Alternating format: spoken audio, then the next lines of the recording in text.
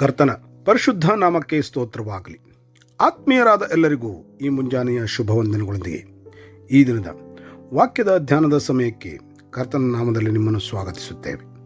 ಆತ್ಮೀಯ ಚಿಂತನೆಯಲ್ಲಿ ಪರಿಶುದ್ಧ ಸತ್ಯವೇದದಿಂದ ಕಳೆದ ವಚನ ಭಾಗವು ಮುಂದುವರಿಸಲ್ಪಡುವ ಹಾಗೆ 90ನೇ ಕೀರ್ತನೆಯ 1 ಮತ್ತು 2ನೇ ವಚನಗಳನ್ನು ಓದಿಕೊಳ್ಳುವರಾಗೋಣ. ಕರ್ತನೆ, ತಲತಲಾಂತರಗಳಿಂದಲೂ ನಮ್ಮ ವಾಸಸ್ಥಾನವು ನೀನೇ. ಬೆಟ್ಟಗಳು ಉಂಟಾಗುವುದಕ್ಕಿಂತ ಭೂಮಿಯೂ ಅದರ ದೇಶಗಳು ನಿರ್ಮಾಣವಾಗುವುದಕ್ಕಿಂತ ಮುಂಚಿನಿಂದ ಯುಗಾಂತರಗಳಲ್ಲಿಯೂ ನೀನೇ ದೇವರು ಎಂದು ಬರೆದಿದೆ. ಕಳೆದ ದಿನದ ಧ್ಯಾನದ ಸಮಯದಲ್ಲಿ ಕರ್ತನು ಸಾರ್ವಭೌಮನು, ಕರ್ತನು ಪ್ರೀತಿ ಸ್ವರೂಪನು, ಕರ್ತನು ನಿತ್ಯನಾದವನು ಎಂದು ನೋಡಿಕೊಳ್ಳುತ್ತಾ ಬಂದಿರುತ್ತೇವೆ. ಕೊಲೊಸ್ಸೆಯವರಿಗೆ ಬರೆದ ಪತ್ರಿಕೆಯಲ್ಲಿ 1ನೇ ಅಧ್ಯಾಯದ 17ನೇ ವಚನದ ಪ್ರಾರಂಭ ಭಾಗವು ಹೀಗೆ ಬರೆದಿದೆ: ಆತನು ಎಲ್ಲಕ್ಕೂ ಮೊದಲು ಇದ್ದವನು ಎಂಬುದಾಗಿ. ಯೋಹಾನ ಸುವಾರ್ತೆಯ 1ನೇ ಅಧ್ಯಾಯದ 1-3 ವಚನಗಳು, 17ನೇ ಅಧ್ಯಾಯದ 24ನೇ ವಚನ, ಎಫೆಸದವರಿಗೆ ಬರೆದ ಪತ್ರಿಕೆಯ 1ನೇ ಅಧ್ಯಾಯದ 4ನೇ ವಚನ. ಈ ವಾಕ್ಯಗಳು ಸಹ ಆತನು ಎಲ್ಲಕ್ಕೂ ಮೊದಲು ಇದ್ದವನು ಎಂದು ತಿಳಿಸುತ್ತಾ ಇವೆಯಷ್ಟೇ. ಈ ಪ್ರಾಪಂಚಿಕ ಜೀವಿತದಲ್ಲಿ ಗಮನಿಸುವ ಹಾಗೆ ಜೀವನ ಕ್ರಮದಲ್ಲಿ ಅನೇಕ ರೀತಿಯ ಬದಲಾವಣೆಗಳು ಕಂಡುಬರುತ್ತವೆ. ಸಂದರ್ಭಗಳ ನಡುವೆ ಗಮನಿಸುವ ಹಾಗೆ ವಾಸ ಮಾಡುವಂತಹ ಮನೆಗಳು ಬದಲಾಗಬಹುದು, ಮಾಡುವಂಥ ಉದ್ಯೋಗಗಳು ಅಥವಾ ಕೆಲಸಗಳು ಬದಲಾಗಬಹುದು, ಸ್ನೇಹಿತ ವರ್ಗ ಬದಲಾಗಬಹುದು, ಪರಿಸ್ಥಿತಿಗಳು ಬದಲಾಗುವಂತಹ ಸಂದರ್ಭಗಳು. ಆದರೆ ಇವೆಲ್ಲವುಗಳ ನಡುವೆ ಗಮನಿಸಬೇಕಾದಂತಹ ಒಂದು ವಿಷಯ ಅಥವಾ ಒಂದು ಸಂಗತಿ ಬದಲಾಗದೇ ಇರುವಂಥದ್ದು, ಅದುವೇ ದೇವರು ಮತ್ತು ಆ ದೇವರ ಪ್ರೀತಿ ಹಾಗೂ ಆತನ ಆಶ್ರಯ ಸ್ಥಾನ.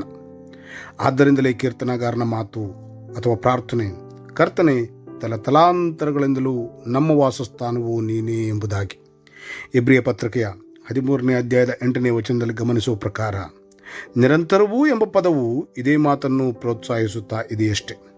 ಇಸ್ರಾಯೇಲ್ಯರ ಅರಣ್ಯ ಪ್ರಯಾಣದಲ್ಲಿ ದೇವರ ಸನ್ನಿಧಾನವೇ ಅವರ ಶ್ರೇಷ್ಠವಾದ ಸಮಯವಾಗಿತ್ತು. ಭಯದಲ್ಲಿ ತಿರುಗುವಾಗಲೂ, ಭವಿಷ್ಯದ ವಿಷಯದಲ್ಲಿರುವ ಆತಂಕದಲ್ಲಿ ಮುಂದುವರಿಯುವಾಗಲೂ ದೇವರನ್ನು ಹುಡುಕಿ ದೇವರ ಸನ್ನಿಧಾನವನ್ನು ಬಯಸುವಾಗ ನಡೆಸಲ್ಪಡುವವರಾಗುತ್ತಿದ್ದಾರಷ್ಟೆ.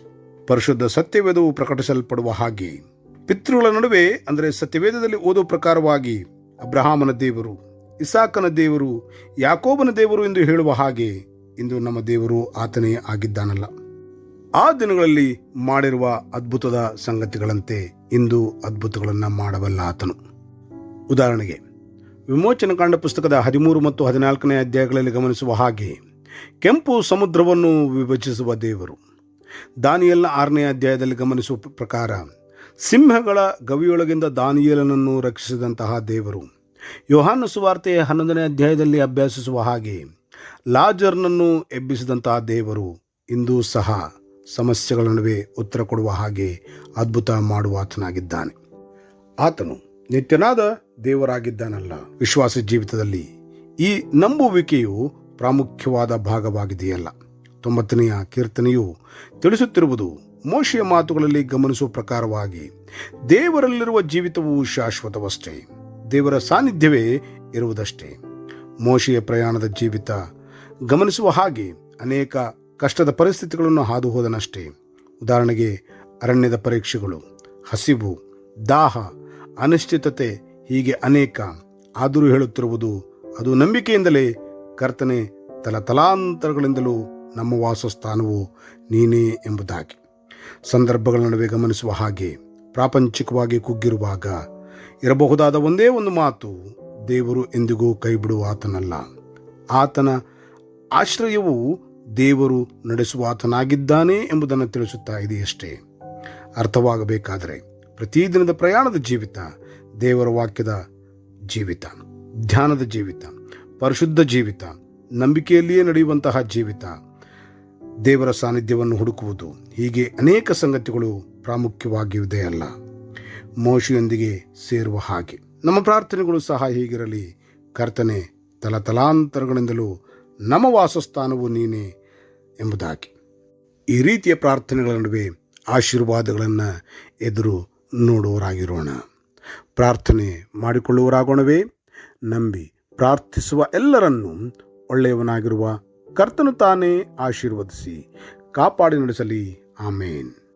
ಈ ಕಾರ್ಯಕ್ರಮದ ಬಗ್ಗೆ ನಿಮ್ಮ ಅಭಿಪ್ರಾಯ, ಸಲಹೆಗಳು ಹಾಗೂ ಯಾವುದೇ ಪ್ರಾರ್ಥನಾ ಮನವಿಗಳಿದ್ದಲ್ಲಿ ನಮ್ಮ ದೂರವಾಣಿ ಸಂಖ್ಯೆಗೆ ನೀವು ಕರೆ ಮಾಡಬಹುದು. ನಮ್ಮ ದೂರವಾಣಿ ಸಂಖ್ಯೆ 9902606453. ನಿಮ್ಮ ಅಭಿಪ್ರಾಯಗಳನ್ನು ಇಮೇಲ್ ಮೂಲಕವೂ ನಮಗೆ ತಿಳಿಸಬಹುದು.